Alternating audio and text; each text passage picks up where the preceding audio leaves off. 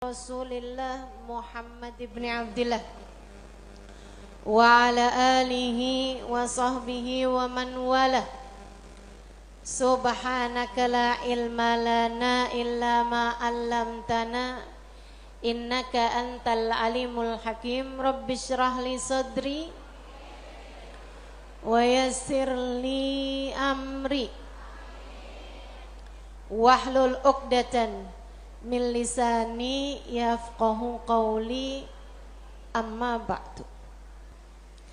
Rahasia jalur langit, tema kita pada hari ini. Kenapa harus jalur langit yang kita tempuh? Bu, jalur darat itu macet. Dek, jalur darat itu punya banyak hambatan. Jalur darat itu sempit, jalur langit lapang. Coba aja kalau kamu inget-inget. Ini kalau ngelihat di bawah nih kita kayak sumpek banget. Apalagi kalau kamu mulai ada di daerah-daerah padat Jakarta. Contohnya di Cawang. Ada cawang bawah, ada cawang atas, ada cawang kamu.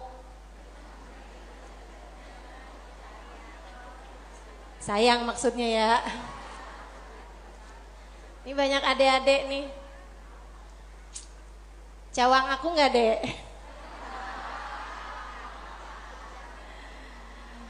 Masya Allah. Jalur darat ini suka sumpek, suka padat.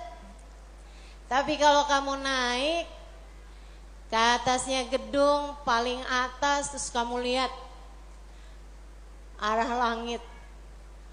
Pernah ngelihat kemacetan pesawat gak di langit? Gak pernah. Pernah lihat ada lampu merah gak di langit? Gak pernah. Jalan bebas hambatan, yang benar-benar bebas hambatan adalah jalur langit. Makanya perlu banget buat kita tempuh jalur yang satu ini. Jalur langit, jalur antara kita dengan Allah Subhanahu wa ta'ala, yang telah menamakan dirinya Maliki Yaumiddin, pemilik hari kebangkitan, yang telah menamakan dirinya Rabbil Alamin, Tuhan penguasa semesta, penguasa alam jagat raya, jalur bumi, jalur langit, semuanya Dialah sang penggenggamnya. Itu sebabnya Nabi kita Muhammad alaihissalam saat baru lahir di dunia nih, Dek, Nabi Muhammad waktu awal lahir ke dunia, tangannya rafi'an ilas sama, tangannya menunjuk ke arah langit. Sebuah isyarat bahwasanya beliau akan menjadi penghubung antara manusia dengan Allah Subhanahu wa ta'ala Tuhannya. Sebuah isyarat bahwasanya beliau akan menjadi perantara antara kita dengan Allah Subhanahu wa ta'ala sang pencipta. Jalurnya Allah, jalur langit,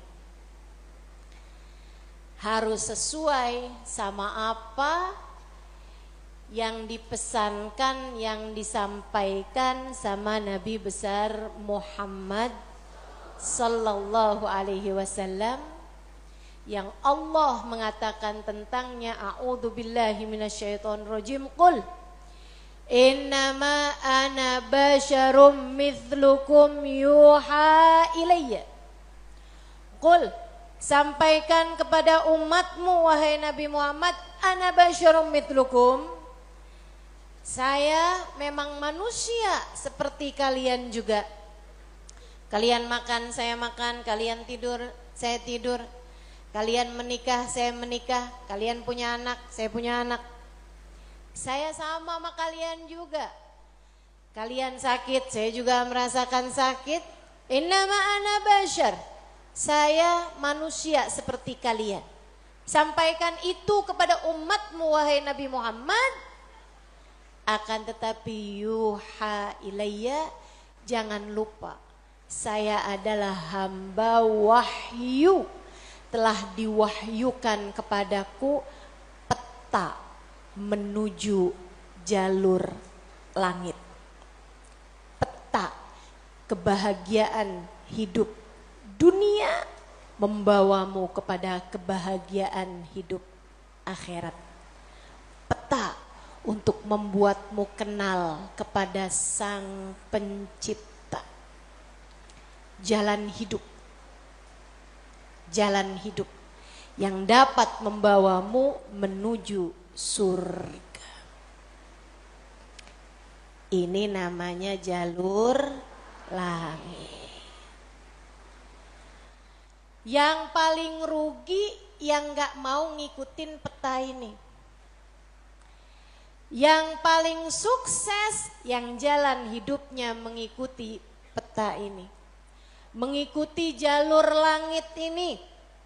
Karenanya adik-adik, ibu-ibu, saudariku sekalian yang saya muliakan, izinkan saya di kajian ini menyampaikan padamu tentang bagaimana cara kita menempuh perjalanan menuju Allah Subhanahu wa taala lewat jalur langitnya. Biar gak sumpek hidupmu di dunia, biar matimu husnul khotimah, biar di akhirat nanti dapat masuk surga. Bukankah itu yang kamu mau? Bukankah itu yang kamu inginkan? Adik-adik, bukankah itu adalah cita-citamu? Betul? Bahagia di dunia, mati husnul khotimah, di akhirat masuk surga. Adakah keinginan lebih tinggi daripada itu?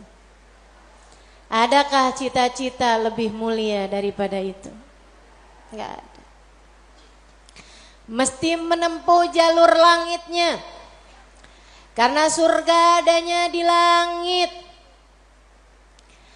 Karena segala kebaikan-kebaikan turun dari alam langitnya Allah Subhanahu wa taala menuju ke alam dunia ini. Saat kamu rasa dadamu sesak di dunia, maka naiklah ke atas dan menengadahlah. Maka dada langit siap untuk merengkuhmu, menjadikan sesakmu tak lagi bernilai apa-apa. Sesakmu jadi lega. Sesakmu jadi lega. Ayo nih, buat adik-adik yang kegalauan mulu dengerin saya. Buat ibu-ibu yang pusing mulu, terutama kalau lihat sisa saldo akhir bulan, dengerin saya.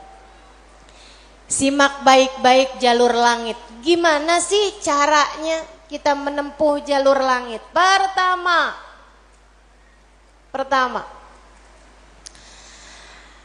apa aja jalur langit yang bisa kita tempuh? Pertama, sholat. Itu adalah jalur langit yang jangan sampai pernah kamu tinggalkan. Sayyidina Muhammad Al-Bagir berkata kepada putranya Sayyidina Ja'far As-Sadiq, "Ya bunai, ittasil billah." Wahai anakku, senantiasalah terkoneksi dengan Allah. Senantiasalah tempuh jalur langit menyampaikanmu kepada Allah Subhanahu wa taala. Seringlah terkoneksi sama Allah. Anaknya bertanya, kaifa attasil bih ya walidi, bagaimana caraku untuk selalu terkoneksi dengan Allah? Bagaimana caraku berkomunikasi sama Allah? Bagaimana caraku menempuh jalur langit? Ayahandanya berkata, kalau kamu ingin kamu berbicara dengan Allah, sholatlah. Kalau kamu ingin Allah berbicara kepadamu, bacalah Al-Quran. Jadi cara pertama tersambung sama Allah adalah sholat. Jangan tinggal sholat. Jangan tinggal sholat meski siapapun yang mengatakannya. Misalnya ada orang gelarnya apa kek? Profesor, doktor, belakang namanya juga ada banyak. Ada banyak gelar-gelar SAG, sarjana alam gaib. Misalnya gitu. Tapi sebenarnya apa SAG itu ya? Sarjana agama. Oh, maafkan saya ya. Saudaraku sekalian yang saya muliakan, sepanjang apapun gelar yang dimiliki seseorang, kalau dia sampai mengatakan misalnya sholat itu sudah tidak relevan lagi di zaman sekarang. Agama ini semakin maju. Karenanya makna sholat bukan seperti yang disampaikan para ulama. Misalnya dia ngomong begitu, sholat itu tujuannya mengingat Allah, aqimis sholata lidzikri. Kamu kalau udah bisa ingat Allah nggak pakai sholat, ya itu udah cukup sebagai sholat. Nah nih, hati-hati. Ucapan-ucapan yang tidak bertanggung jawab semacam ini. Sholat itu kewajiban dari Allah. Allah yang punya jalur langit. Allah yang tahu bagaimana cara tersambung dengan Allah Subhanahu wa ta'ala. Dan dia yang telah menamakan sholat sebagai sholat dari kata-kata wasala yasilu silatan, yang artinya adalah hubungan, tersambung. Orang yang punya sholat, menjaga sholatnya, dia akan senantiasa tersambung dengan Allah. Dia adalah orang-orang yang menjaga jalur langit. Komunikasi langitnya tetap tersambungkan. Jagain sholat. Dek, jagain. Tapi saya belum bisa khusyuk ustazah. Enggak apa-apa. Saya masalahnya kalau sholat suka ngelambiar pikiran kemana-mana ustazah. Sama. Saya juga. Sama. Tapi enggak apa-apa. Jangan pernah tinggal sholat. Imam Ghazali bahkan menyebutkan salah satu penyebab kematian dalam su'ul khatimah. Salah satu penyebab iman tercabut dari dalam hati di saat kematian datang. Na'udzubillah min dzalik. Nomor 1, tarkus sholah, meninggalkan sholat. Tiang agama kita. Siapa yang sholatnya benar, ibadahnya benar. Siapa yang ibadahnya benar, hidupnya benar. Siapa yang hidupnya benar, bakalan matinya benar. Siapa yang matinya benar, di akhirat dapat kehidupan yang menyenangkan. Karenanya mesti, harus, nomor 1 kamu benahi dalam hidupmu, jangan tinggal sholat. Sesibuk apapun kamu, sholat jangan tinggal, dek. Sedang mengerjakan aktivitas penting semacam apapun, Sholat jangan pernah tinggal, Bu. Jangan pernah tinggal sholat. Sebab orang kalau lagi ninggal sholat, bukan hanya karena dia nggak mau sholat, tapi karena dia tidak diizinkan Allah untuk menghadap kepadanya, telah diputuskan jalur antara dia dengan Allah Subhanahu wa taala. Naudzubillah min dalik, jalur langit telah terputus darinya. Itu kayak punya HP tapi nggak ada sinyal, nggak bisa dibikin apa-apa HP-nya. Punya HP nggak ada sinyalnya, Bu, nggak ada kartunya, mau dipakai apaan? Mau dipakai ngulek sambel? Ya kan enggak gitu. Karenanya teman-teman sekalian, sholat jangan tinggal.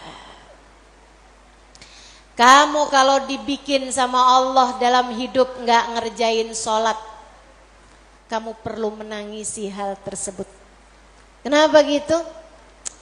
Saya sering sampaikan, orang ketika sholat bukan hanya karena dia mau sholat, akan tetapi karena dia masih punya nilai di sisi Allah, sehingga Allah masih izinkan dia untuk menghadap kepadanya. Kamu pernah gak, Dek, sebel sama orang sampai gak pernah mau lihat mukanya? Pernah?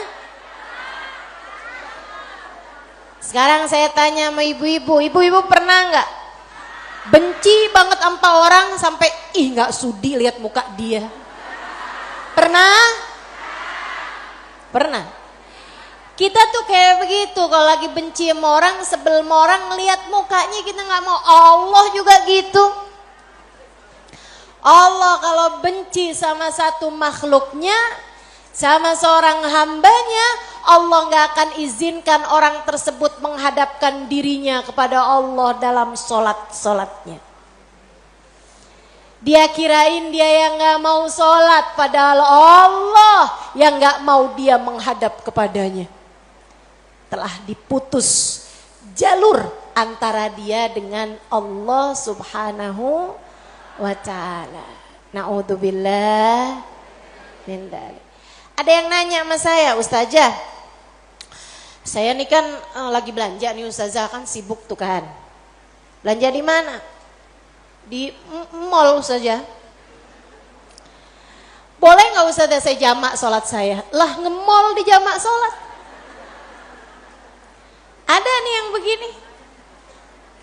Saya mau lihat di sini ada apa kagak nih? Belanja ke pasar, sholat udah sampai di jamak-jamak. Innalillahi. Boleh nggak Ustazah? Nggak boleh lah. Yang boleh jamak sholat itu kalau bepergian, itu pun juga dengan jarak keluar kota 82 km.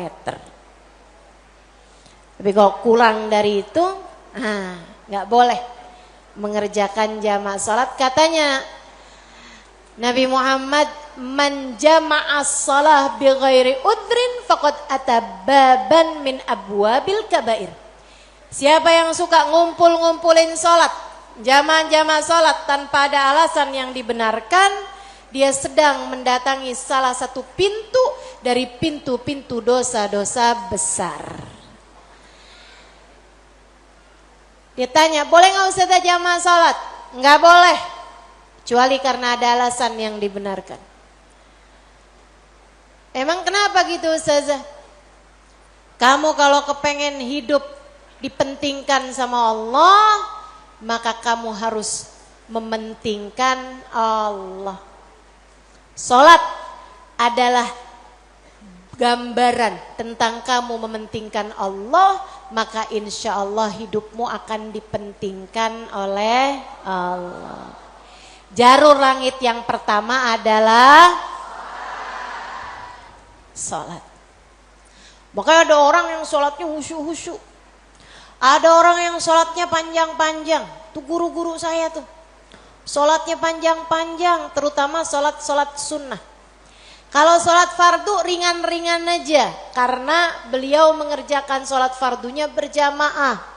Jadi imam, nah itu katanya Nabi Muhammad, kalau kamu sholat jadi imam jangan panjang-panjang. Tapi kalau kamu sholat sendirian, nah silahkan. Silahkan, mau panjang kayak gimana pun silahkan. Kita kan suka kebalik-balik. Kalau sholat jadi imam, Bismillahirrahmanirrahim. Jadi imam. Giliran sholat sendirian, Bismillahirrahmanirrahim, alhamdulillahirabbil alamin, arrahmanirrahim, maliki yaumiddin, iyyaka na'budu wa iyyaka nasta'in. Malaikat nyatetnya sampai apaan sih ini yang dibaca? Ya Allah, ya Allah. Khair insyaallah. Sedikit sekalian yang saya muliakan tuh sholat.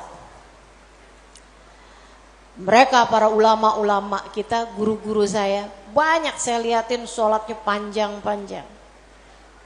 Berpuluh rakaat. Saya tulis tuh di buku Bidadari Bumi yang pertama.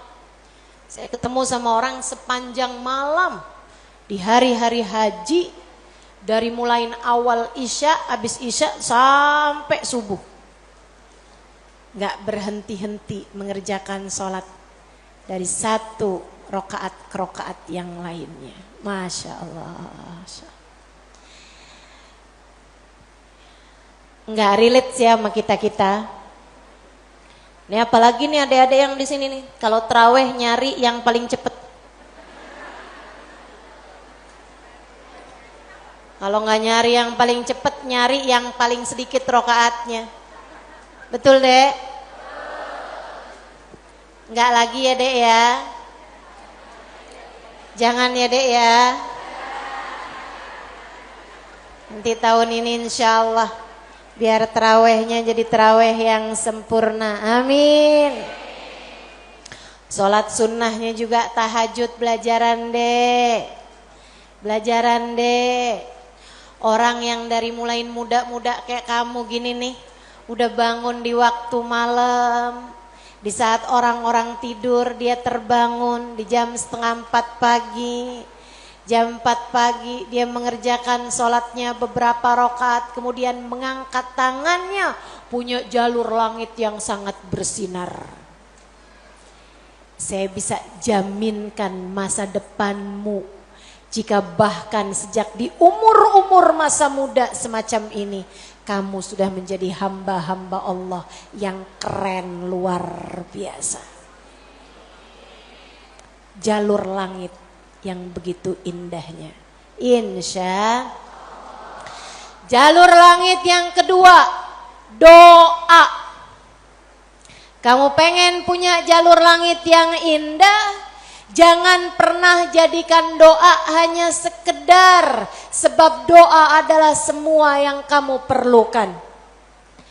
Bu, Kak, Dek, Nak, dengerin saya. Kamu yang sekarang adalah hasil dari doa-doamu di masa lalu. Coba liatin dirimu itu. Kamu yang sekarang adalah hasil dari doa-doamu di masa lalu. Orang-orang besar yang kamu lihat sekarang ini adalah hasil dari doa-doanya di masa-masa lalu. Oh, kamu lihat, orang itu pinter banget ya. Adalah karena di masa dulunya, di masa kecilnya, di masa remajanya, ia selalu mengangkat tangan untuk minta dari Allah Subhanahu wa taala, Rabbi zidni ilman nafi'a. Ya Allah, tambahkanlah untukku ilmu yang bermanfaat. Ya Allah, ajarkanlah kepadaku ilmumu. Ia selalu minta kepada Allah Subhanahu wa taala ilmu, sehingga Allah pun memberi kepadanya ilmu. Siapapun yang kamu kenal, orang-orang hebat-hebat yang ada di sekitarmu, itu adalah hasil dari doa-doanya di masa-masa lalu. Tinggal kamu lihat dirimu itu. Kamu pengen jadi kayak gimana? Tempuhlah jalur langit dengan perbanyaklah berdoa. Dan itu bukan hanya urusan dunia, urusan akhirat lebih jelas lagi. Sampai saya pernah dengar satu cerita, ada 2 orang. Ibadahnya di dunia sama, ibaratnya nilai rapotnya nih sama persis. Nilai rapotnya sama persis waktu hidup di dunia. Dua-duanya sama-sama soleh, dua-duanya sama-sama baik. Akan tapi yang satu dimasukkan ke dalam surga yang bawah, yang satu dinaikkan ke surga Firdausul A'la yang paling tinggi. Yang dinaikkan di surga yang bawahnya, dia protes, ya Rob, dia nilainya sama loh sama saya. Kenapa kok dia dikasih surga yang paling atas sementara saya di surga yang bawahnya? Walaupun surga tuh biar kata di emperan enak. Tapi ya masa kamu mau minta surga yang emperan? Sehingga sekalian, hadir majelis aja di emperan gak enak. Apalagi di surga. Dia tanya sama Allah, ya Allah, kenapa kami berdua nilainya sama tapi dia dinaikkan di surga Firdaus yang paling tinggi sementara saya tidak? Kata Allah, karena dia memintanya sewaktu hidup di dunia dan kamu tidak pernah memintanya kepadaku. Itu sebabnya Nabi Muhammad mengatakan, idza sa'altumul jannah fas'alu al-firdausal a'la. Kalau kalian lagi minta surga, jangan tanggung-tanggung, mintalah surga Firdaus yang paling tinggi. Gitu. Doa deh, doa. Jangan ditinggal. Doa. Doa. Perlu banget. Kamu harus sering-sering doa. Ustadzah, doa yang paling bagus apa? Lah doa itu urusan minta kok. Maka mintalah sesuai dengan apa yang kamu mau. Saya punya cerita indah yang diceritakan oleh salah satu guru saya beberapa bulan yang lalu. Ketika kedatangan beliau ke Indonesia, namanya Hubabah Syarifah bintul Habib Muhammad bin Abdul Al-Haddar. Beliau datang dari Sewun, Hadramaut, Yaman. Saya menjadi penterjemah beliau kala itu, jadi saya ingat betul kisahnya. Salah satu dari kisah yang beliau ceritakan, kata beliau, ada seorang ibu-ibu datang kepada ayahanda saya. Ayahandanya seorang ulama terkemuka, namanya Habib Muhammad bin Abdullah Al-Haddar, guru dari guru saya, guru dari guru-guru saya, sekaligus ayah dari guru-guru saya. Ayahandanya Hubabah Syarifah, ayahandanya Hubabah Nur, ayahanda Hubabah Maryam. Habib Muhammad bin Abdullah Al-Haddar, pemilik Ribat Baydha di kota Baydha, Yaman sana itu. Sehingga sekalian, beliau seorang pendakwah, seorang yang mustajabud dakwah, yang doanya mustajab. Satu waktu ada seorang ibu datang dalam keadaan menangis terisak-isak kepada ayahandanya di saat Hubabah Syarifah sedang ada di sisi ayahandanya. Ibu tersebut bilang, Habib, tolong doakan anak saya, Bib. Anak saya bandel sekali, Bib. Saya susah banget. Ajakin dia sholat susah, ajakin dia kerjain kebaikan susah. Anaknya bandel, gak mau denger apa kata saya. Tolong saya, Bib, doakan anak saya, apa yang harus saya lakukan. Beliau kemudian berkata, Bu, ibu kepengen anak ibu jadi anak yang soleh. Iya, Bib, pengen banget Bib. Ibu, doa seorang ibu untuk anaknya setara doa Nabi bagi umatnya. Maka doamu untuk anakmu lebih mustajab daripada doa siapapun untuk anakmu. Saya bisa bantu kamu buat doa, mintakan kepada Allah Subhanahu wa taala. Akan tetapi doamu tentu lebih mustajab daripada doa saya untuk anakmu. Ibu dengerin. Bu. Jadi gimana saya, Bib? Ibu bangun di waktu malam. Ibu tahajud beberapa rakaat. Kemudian seperti kamu menangis di hadapan saya untuk minta anakmu didoakan oleh saya, menangis pulalah di hadapan Allah. Sampaikan kepada Allah apa yang kamu sampaikan kepadaku, atau apa yang ingin agar saya sampaikan kepada Allah tentang anakmu, sampaikan pula itu pada Allah Subhanahu wa taala. Baik, Bib, pulang. Dikerjain. Nah, itu perempuan kalau solehah gitu tuh.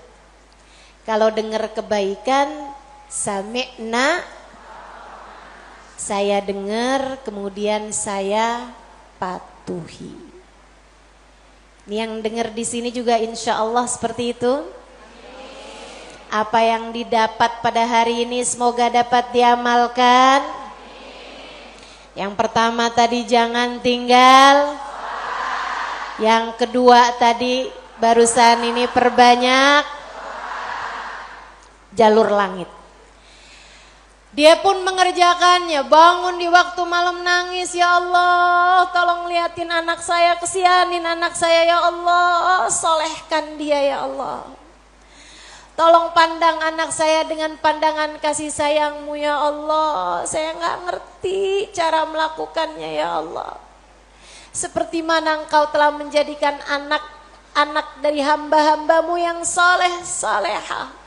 Kau jaga mereka, jaga pulalah anakku ya Allah. Jauhkan dari segala dosa-dosa. Jauhkan dari segala kejahatan-kejahatan. Tolong jaga anak saya ya Allah. Terus didoain, anaknya didoain, anaknya doain anaknya. Malam demi malam, malam demi malam. Dan Bu, Kak, Dek, Nak, doa itu bukan instan. Doa itu tidak seperti kamu nyeplok telur sekarang, mateng sekarang, enggak gitu. Enggak gitu. Doa itu Allah mau lihat kesungguhan hatimu dalam meminta. Perlu waktu yang sering kali, tidak sebentar. Sebab Allah mau melihat kesungguh-sungguhanmu. Karenanya kalau doamu belum diijabah, jangan menyerah. Dek, kalau doamu belum diijabah, jangan nyerah. Kamu masih sangat mungkin untuk diijabah doamu selagi kamu tidak berhenti berdoa. Ingat-ingat ucapan saya. Kamu masih sangat mungkin untuk diijabah doamu itu selagi kamu tidak berhenti berdoa. Doa terus. Kata Hubabah Syarifah, setahun, 2 tahun, 3 tahun, 4 tahun, 5 tahun, 6 tahun. Kemudian anak yang dulu pernah membuat ibunya menangis karena kenakalan anak tersebut, karena ketidaksolehan anak tersebut, sekarang telah menjadi seorang anak yang dapat membuat ibunya tersenyum bangga. Di usia-usia hampir 20-an tahun, anak tersebut menjadi anak paling soleh di kampungnya, hafal Al-Quran 30 juz dengan 7 bacaannya, qiraatus sab'ah. Anak yang jauh dari kenakalan-kenakalan remaja, anak yang dekat dengan para ulama, anak yang mengetahui banyak ilmu agama, anak yang menjadi sangat soleh, idaman semua para orang-orang tua. Jangan nyerah, jangan nyerah. Jika kehidupan membuatmu tersungkur, itu adalah waktumu untuk membenamkan dirimu dalam sujud-sujud panjang kepasrahan. Kemudian kamu langitkan doa. hingga Allah mengijabah doa-doamu itu. Saya ulangi, jika badai kehidupan membuatmu jatuh tersungkur, itu adalah saat yang tepat untukmu membenamkan wajahmu dalam sujud-sujud kepasrahan. Kemudian kamu langitkan doa-doamu, berbisik di bumi, namun suaramu didengar hingga ke arsy. Saat itulah Allah akan mengijabah doamu itu. Jangan pernah berhenti berdoa. Jangan remehkan doa. Jangan remehkan doa. Saya, Dek, pernah muda juga kayak kamu. Ya masa lahir langsung gede gini. Sewaktu saya remaja, masuk umur 12 tahun, 13 tahun, sebelum balik bahkan saya udah berada di pondok pesantren. Jadi saya itu gak pernah ngalamin masa belum berjilbab sebelum balik. Maksudnya ketika balik tuh saya udah mulain berjilbab. Alhamdulillah, nikmat dari Allah SWT. Adik-adik saudaraku sekalian, saat saya kecil, saya ada di pondok-pondok pesantren, saya mulai kenal ustadz-ustadz, ustadzah-ustadzah, ulama-ulama yang membuat saya jatuh cinta dengan ilmu agama. Alhamdulillah, Allah kasih rasa dalam diri saya keinginan untuk selalu belajar. Saya punya keingintahuan yang banyak terhadap urusan ilmu. Jadinya saya senang banget belajar. Nah di waktu kecil itu tadi, umur 12-an tahun sebagai santri, kan selain dari belajar ada kewajiban lain tuh. Nyuci baju, apalagi kalau dapat piket, bersihin kamar mandi, nyapu kamar, ngepel kamar. Itu saya sangat tersiksa sekali. Sebab saya ini adalah pemalas.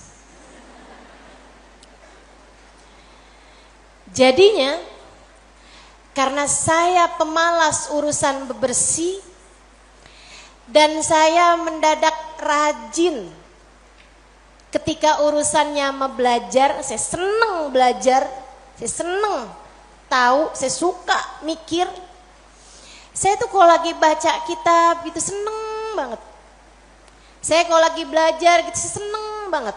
Apalagi kalau ustadzanya yang nyampein ilmu dengan cara-cara yang sangat saya sukai gitu. Ngasih tahu hal-hal yang gak ada di dalam kitab gitu. Saya bisa melongo, dengerin, seneng banget. Jadinya di masa-masa kecil, itu kalau saya lagi dengerin kajian, kalau saya lagi baca kitab, saya suka doa. Ya Allah, jangan pernah pisahkan saya dari ilmu. Ya Allah, jangan pernah jauhkan saya dari kitab pengetahuan yang mendekatkan saya padamu. Umur 12 tahun, 13 tahun, doa saya semacam itu. Ayo nih adik-adik yang umur 16 tahun, ya Allah kenapa kok saya gak pernah ada yang nembak ya?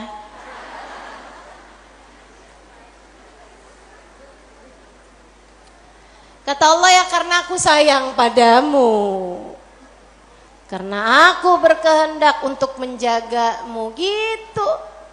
Ini malah dipertanyakan, saya kurang cakep apa ya? Kok gak ada yang naksir sama saya gitu? Siapa kek, tukang kebun, satpam sekolah? Jangan ya dek, jangan. Kalau kakak kelas boleh ustazah, jangan juga. jangan pacaran.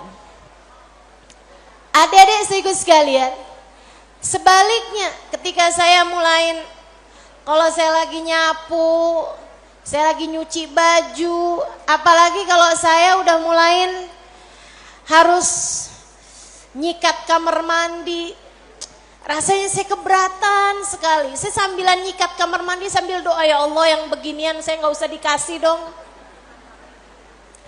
Ya Allah selamatkan saya dari hal-hal yang semacam ini. Alhamdulillah, alhamdulillah. Saya habisnya itu juga mondok-mondok pesantren, tapi bisa dihitung dengan jari waktunya di mana saya harus nyuci baju, di mana saya harus ngepel, di mana harus nyapu gitu. Kayak alhamdulillah, saya punya banyak orang-orang yang mau mengerjakannya buat saya. Alhamdulillah. Allah bakal kasih. Kata Allah Subhanahu wa taala, "Ud'uni astajib lakum." Mintalah kepadaku niscaya akan aku ijabah. Minta, doa, jangan berhenti berdoa. Ayo adik-adik, kamu punya panjang masa depan insyaallah. Umurmu mudah-mudahan masih tersisa panjang insyaallah. Jangan sesali dengan di masa tua kamu enggak dikasih hal-hal besar dalam kehidupan karena kamu tidak pernah memintanya kepada Allah. Minta, ya Allah, pandanglah aku dengan pandangan kasih sayang-Mu.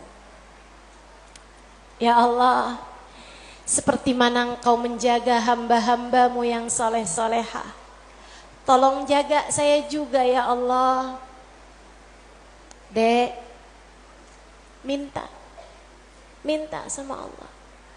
Saya serius berkata padamu, dengarkan saya. Saya menyampaikan nasihat sebagai orang tua kepadamu, Dek, kepadamu nak. Minta sama Allah, yang dekat sama Allah. Karena kalau kamu merasa, kok saya punya orang tua nggak terlalu sayang ya sama saya. Kamu tahu nggak?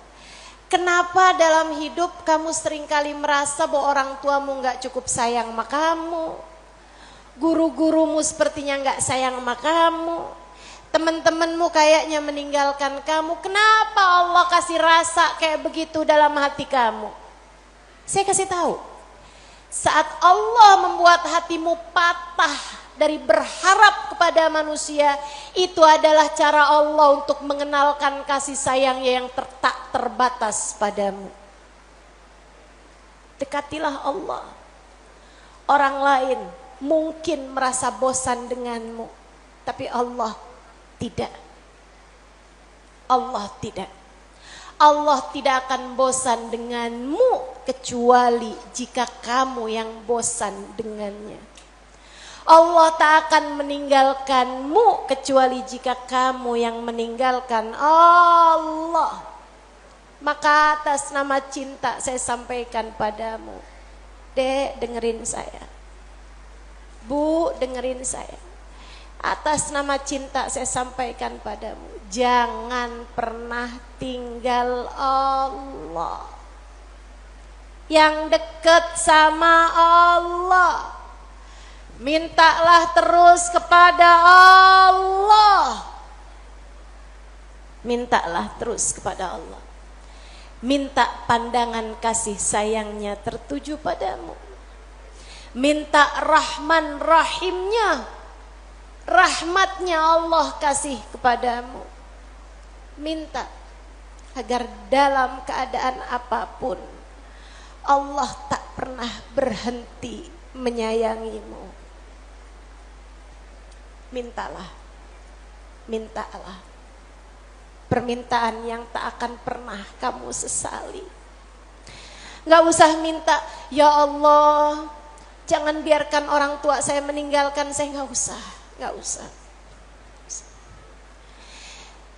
Kamu Bu, jangan minta, ya Allah, jangan biarkan hati suami saya berpaling dari saya. Kamu mau minta juga terserah. Tapi yang saya sampaikan padamu adalah bahwa hal yang semacam itu bisa kamu syukuri, bisa pula kamu sesali. Akan tetapi kalau kamu tidak ditinggalkan oleh Allah, sampai kapanpun tidak akan pernah kamu sesali. Insya Allah. Jadi jalur langit yang harus kamu tempuh, yang pertama adalah, yang kedua adalah, yang ketiga adalah cinta kepada baginda Nabi besar Muhammad. Dan semua orang-orang yang menyampaikanmu kepada jalur langit, jangan putus hubungan dengan orang-orang soleh, dengan para ulama Allah subhanahu wa ta'ala. Saya akan sampaikan 5 menit lagi, kemudian kita akan segera akhiri majelis ini. Saudaraku sekalian yang saya muliakan, yang pertama jangan tinggal sholat, yang kedua jangan tinggal doa. Jalur langit yang ketiga yang harus saya sampaikan padamu adalah milikilah guru yang dapat menyampaikanmu kepada Allah. Milikilah jalur langit yang dapat menyampaikanmu kepada Allah. Cintai orang-orang soleh di atasmu hingga mereka menyampaikanmu kepada Nabi Muhammad. Kemudian Nabi Muhammad menyampaikanmu kepada Allah. Beliaulah tali Allah subhanahu wa ta'ala.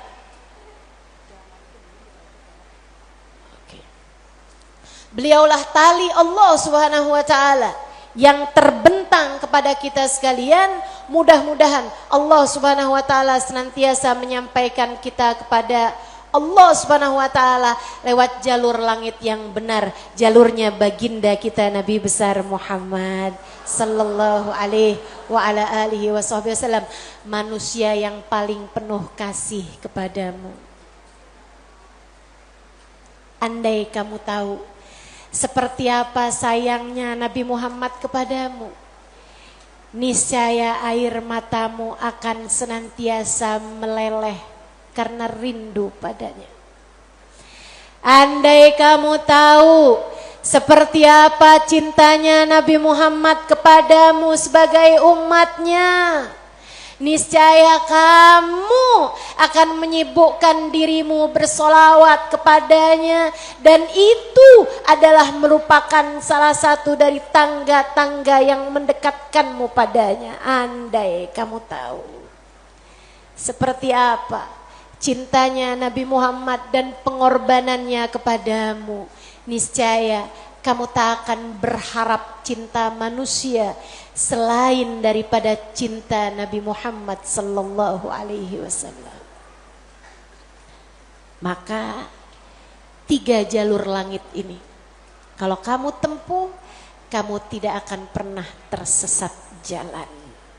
Kamu akan sampai di tujuan.